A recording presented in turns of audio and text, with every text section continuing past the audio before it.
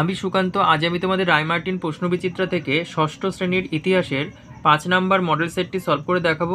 First unit test 5 নম্বর model set. তো চলো শুরু করা যাক। দেখো, 1 নম্বর, বর্ষা জাতীয় পাথরের অস্ত্র বানাতে পারত বুদ্ধিমান মানুষরা। 2 নম্বর, আদিম মানুষের জীবনে প্রথম জরুরি আবিষ্কার হলো আগুন। 3 নম্বর, দেখো, আদিম মানুষ কৃষিকাজ শেখে নতুন পাথরের যুগে। 4 নম্বর, দেখো, হরপ্পা সভ্যতায় পরিবার ছিল যৌথ পরিবার। 5 নম্বর, দেখো, হরপ্পা সভ্যতার মহেঞ্জোদারো কেন্দ্রটি আবিষ্কৃত হয় 1922 সালে। তারপরে 6 নম্বর, হরপ্পা সভ্যতা কোন যুগের সভ্যতা ছিল? হরপ্পা সভ্যতা তাম্রবন যুগের সভ্যতা ছিল। আচ্ছা, তারপরে দেখো 2-1 নম্বর, মধ্যপ্রদেশের ভীমবেটকাতে কোন যুগের মানুষের জীবনযাপনের চিত্র পাওয়া যায়? পুরনো পাথরের যুগের। তারপরে দেখো 2 নম্বর, আদিম মানুষ প্রথম কী খেত? কাঁচা মাংস, ফলমূল।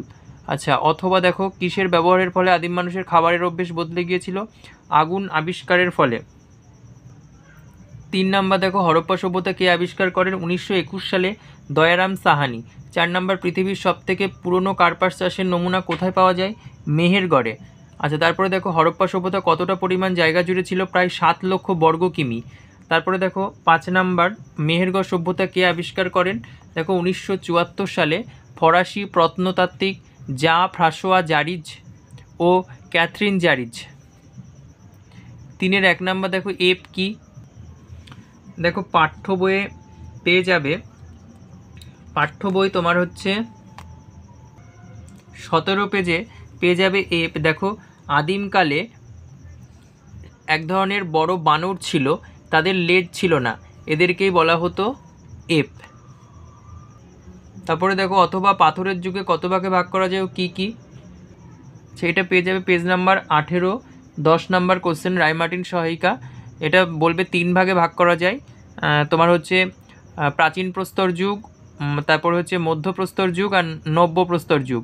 আর তারপরে 2 নম্বর, দেখো, হরপ্পা সভ্যতায় কী ধরনের বাড়িঘর পাওয়া গেছে? 43 পেজে 34 নম্বর কোশ্চেন, এই পর্যন্ত লিখবে হরপ্পা সভ্যতার বাড়িঘর। তারপরে দেখো, অথবা হরপ্পা সভ্যতার লিপিতে কতগুলি চিহ্ন রয়েছে? 375 থেকে 400টা চিহ্ন রয়েছে। এই লিপিগুলি কিভাবে লেখা হতো? এই লিপিগুলি ডান দিক থেকে বাম দিক লেখা হতো। আচ্ছা, তারপরে দেখো 4-1 নম্বর, দাবানল কি? 20 পেজে 17 নম্বর কোশ্চেন, দেখে নাও দাবানল কাকে বলে। তারপরে দেখো, পুরনো পাথরের যুগে আদিম মানুষের জীবন কেমন ছিল? 21 পেজে 27 নম্বর কোশ্চেন, দেখো, পুরনো পাথরের যুগে আদিম মানুষের জীবন কেমন ছিল? এখান থেকে পড়বে। পোশাক, বসবাসের জায়গা, এই পর্যন্ত। তারপরে দেখো, অথবা টিকা লেখো ভীমবেটকা। পাঠ্য বই 21 পেজে পেয়ে যাবে ভীমবেটকা টিকা, এখান থেকে পড়ে নেবে, এই পর্যন্ত। তারপরে দেখো, হরপ্পা সভ্যতার 2 নম্বর, হরপ্পা সভ্যতার সিলমোহর সম্পর্কে লেখো। পেজ নাম্বার 39, পাঠ্য বই। দেখো, হরপ্পা সভ্যতার সিলমোহর, এখান থেকে পড়বে,